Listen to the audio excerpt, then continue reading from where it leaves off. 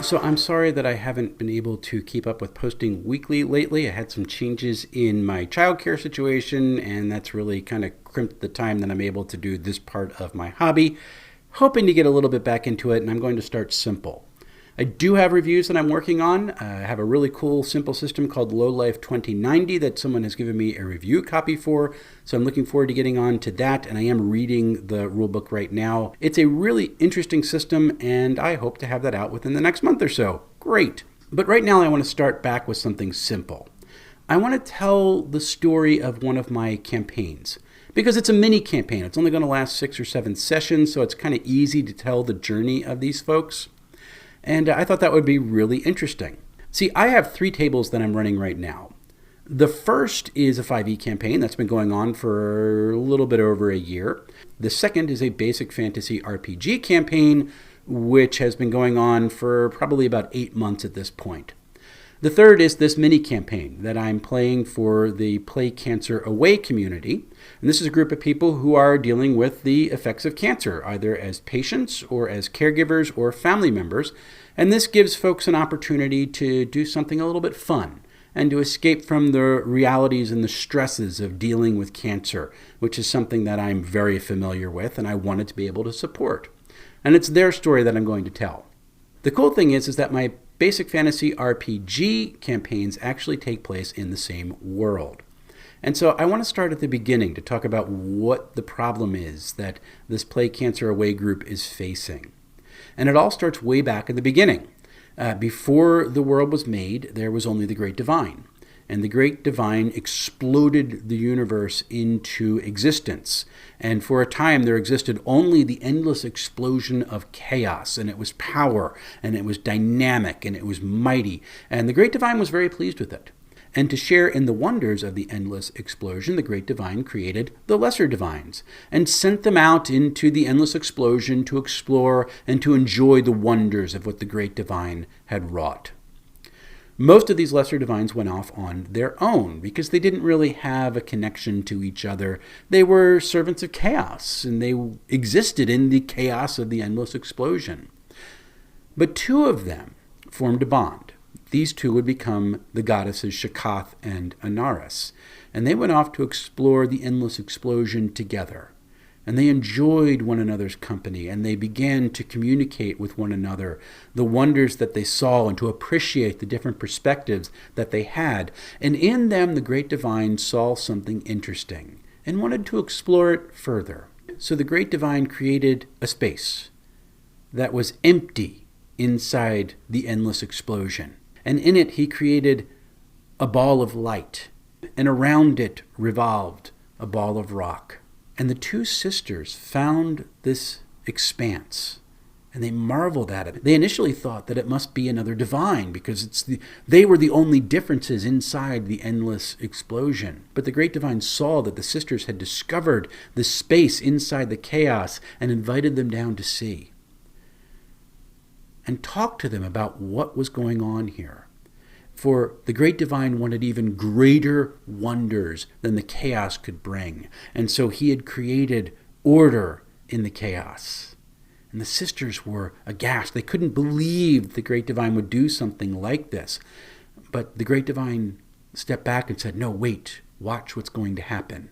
And life was produced. And in this life was bound the power of chaos. But it was chaos that was bound to this order inside it. It couldn't escape from the bounds of this world. It couldn't go out and enjoy the endless explosion. The chaos that existed inside this world had to only interact with itself. And a new dynamic was created. And the Great Divine looked at the 2 sisters and invited them to come and help shepherd the life that existed, the chaos in the order, and help them become the wonders that the Great Divine dreamed. And the 2 sisters agreed. They went down into this world, and they began to shepherd the creatures that existed. And as sentient life forms were formed, they began to take up residence with them and enjoy their company and to help them as they developed things like technology and language and culture. And for a time, everything was wonderful.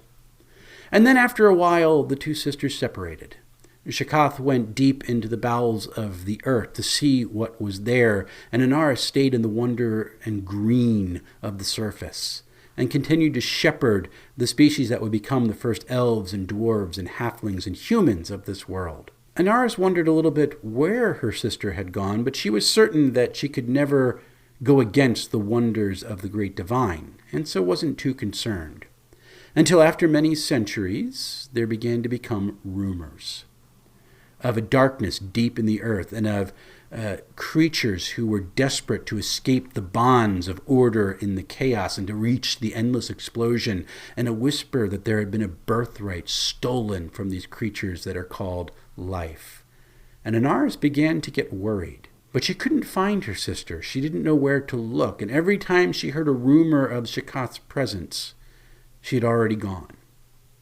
Until after many centuries still, one day, Shakath emerged from her caverns with some of her supporters behind her. And the two sisters had their final conversation. Shakath declaring the world that had been created as an abomination that needed to be destroyed so that life, which was bound here, this chaos that was bound to order, could be returned to the endless explosion where it belonged. And Inaris defied her sister and tried to hold on to the works of the great divine. This is when Shakath unleashed her war upon the world, and she scattered the early elves and dwarves and humans and halflings to the ends of the world, and set up a kingdom whereupon she began to instill poison into the very nature of the world itself, hoping to bring about its destruction and the freedom of all the creatures who lived there. There was an endless war between the two sisters. As the other races began to come back together, they formed an alliance called the Zadran Alliance. And eventually they were able to fight back the armies of Shakath, to defeat her kingdom and begin to restore the damage that she had done. At the end of the war, Shakath was put to sleep, and Inaris joined her in slumber as well, hoping to bind her sister in dreams of wonder of what the world could be if the great divine's plans were allowed to see fruition. As a way to make sure that the two sisters remained asleep, their names were divinely removed from all memory, so that no one could accidentally call upon one of the two goddesses and accidentally wake them up and begin the war all over again.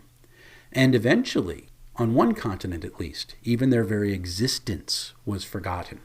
This is the world in which these two parties are working.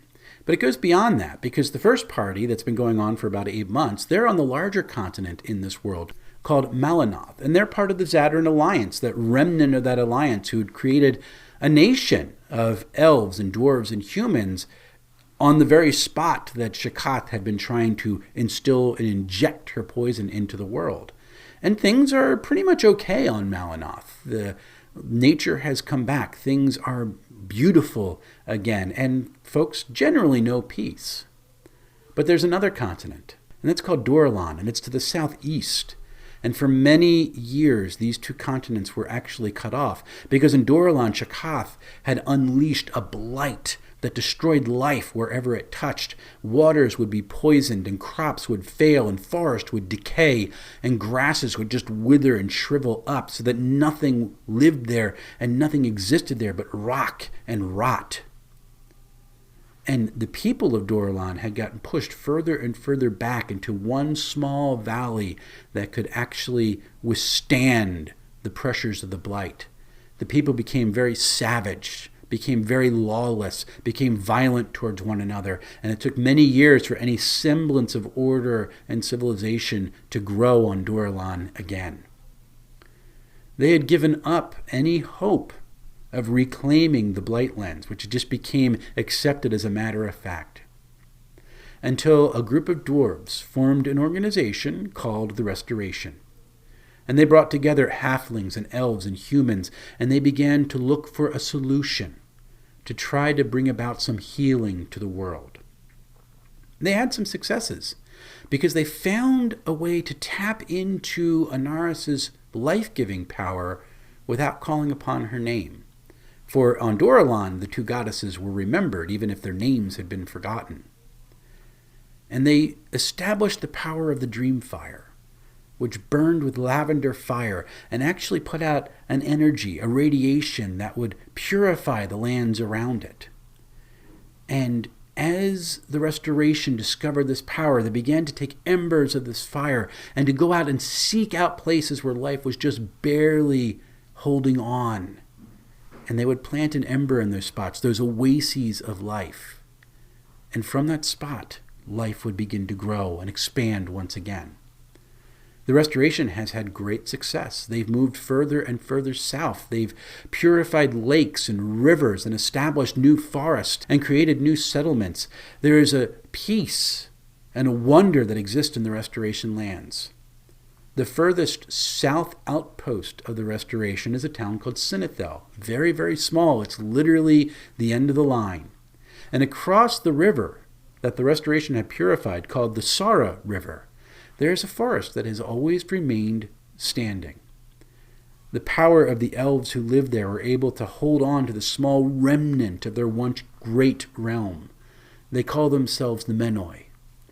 And they're not exactly friendly to the Restoration, but they're not hostile either. They're no friend of chaos. But they fear what the Restoration is doing, and whether or not their work in trying to reclaim the Blightlands will accidentally wake up the sleeper and bring destruction to the world once again. This is where the party for Plague Cancer Away enters in.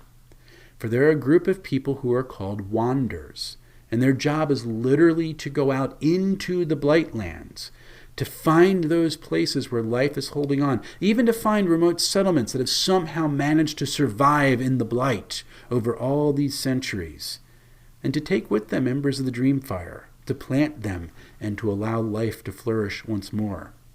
At the beginning of this campaign, the party has been away for 3 years. We join them as they're just about to board the ferry that will take them from the Menoi lands to the Restoration lands, where they hope to have respite and peace.